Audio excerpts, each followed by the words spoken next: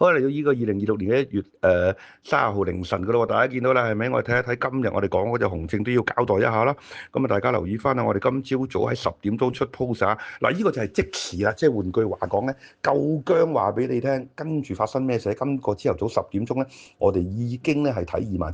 嘅，即係換句話講，由27,800我哋睇跌600點，最多跌過500幾點。咁所以大家留意翻，呢一個就係即時，唔係呢一啲人咧喺夜晚黑收咗市之後咧，即係跑完馬就知道點解會贏，咁但係之前佢唔知道，唯獨我哋 BC Channel 咧係24小時即時嘅，可以享受到呢一個會員獨享，即買即升，即沽即跌咧。我哋當然咧，好似我哋今朝早用呢隻60022啊，由呢個4仙幾一直升到去尾市8仙，而能夠咧明知道呢個市況咧係一跌到尾喎。嗱，呢個就考功夫啦。有啲時候跌咗落去上翻嚟噶嘛，咁大家都知道啦。喺上個禮即係啱啱過咗去琴日啦，呢個禮拜四而家而家係星期六嘅凌晨，就係咧。落過去27800又上翻嚟喎，呢個就係大戶嘅走勢陷阱啦。AI Peter Lynch 同埋呢一個咧係巴菲特已經同你講咗，技術分析係幫唔到你嘅，呢個就係一個好好嘅例子啦。而呢班香港股評冇人咧係夠姜做即時，呢個30歲財務自由嘅太空遊今晚唔見咗咯，因為佢又話睇好阿里巴巴啊嘛。咁但係阿里巴巴今日又跌咯。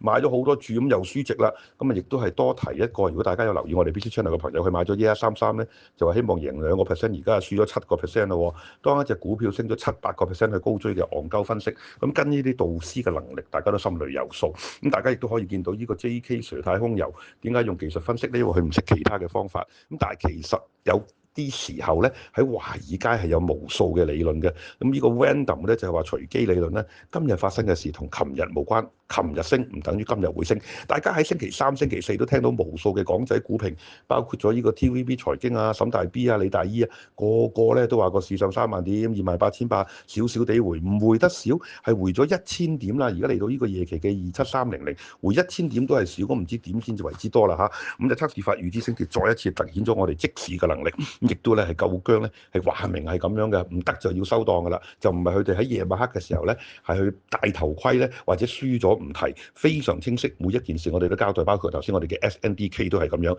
咁如果你有錢，你不如買 SNDK 啦，7日就升50%啦，係咪？而且可以再升，可能去到800至1000蚊。咁留意翻，我哋今日沽咗呢個27800，而家嚟到呢個夜期。另外一個咧就係 KOL 呢個 Max 啊，30歲財務自由，再用佢哋另一個反面課呢個教材。我哋嘅課程裏邊就出現好多呢啲人物，睇翻佢哋以前點樣睇錯市啊，包括 JK Sir 啦，30歲財務自由最多啦，陳懷欣啦，咁係即播佢哋當時分析市況嘅錯誤咧，作為一個反面嘅教材，我非常了解技術分析係一個害人嘅方法。咁而且佢哋唔識其他方法，所以成日都係講技術分析。咁就測試法再顯神通，預知升跌，預知到今晚美股係一跌到尾。而今個朝頭早我已經俾咗目標大家，我哋目標咧就係呢個期指落去27,200啊，就並非佢哋今日有啲人喺27,500就要好似琴日咁又升翻，又或者喺27,450嘅戇鳩 Max 星期一朝頭早再輸400點，今日撈貨嘅人都係要輸嘅。唯獨我哋 BC Channel 已經知道幾時跌到最深，同埋幾時會升，升完先再跌，同埋跌完先再升，